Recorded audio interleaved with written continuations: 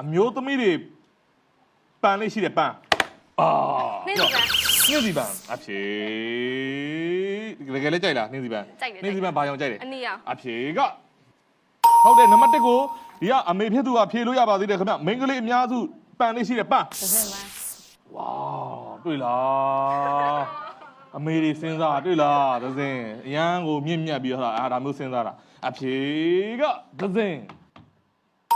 နံပါတ်3ဖြစ်သွားတယ်ဗျာโอเคဒါဆိုနံပါတ်2ကိုပြင်မသူများပေးမလားပေးဖြစ်โอเคနေရာယူပါ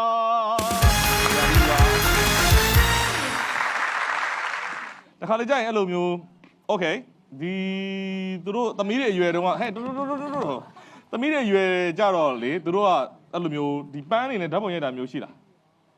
နည်းနည်းရှားတယ်ဒါပေမဲ့အမေတွေအရွယ်တုန်းကရှိတယ် yes အဲ့ဒါကိုကိုအဲ့ဒီဟာမျိုးခံစားလိုက်ပြီးတော့ဖြေပေးပါဟုတ်ပြီနော်ကိုတိုင်ကြိုက်တာကိုဖြေမလားအယောက်တရာကိုကြိုက်တာကိုဖြေမလားအယောက်တရာစဉ်းစားပြီးဟုတ်ပြီโอเคမိန်းကလေးတွေပန်လေးရှိတယ်ပန်တစ်ခွပန်းသူ့ပဲဖြေတာသူ့ပဲမေးတာတစ်ခွပန်းခဏနေအောင်တယောက်ချင်းပဲနော်ဟုတ်ပြီတစ်ခွပန်းကိုဘလို့အချိန်ခါမှာပန်ရင်မင်္ဂလာရှိမလဲလို့ပေါ့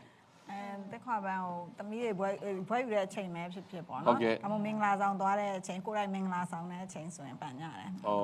တစ်ခွပန်းနဲ့ပတ်သက်ပြီးဇလန်းများရှိလားဥမာပေါ့နော်ကိုယ့်ရဲ့အမျိုးသားဒီတစ်ခွပန်းလေးနဲ့ဆိုရင်မင်းဟာ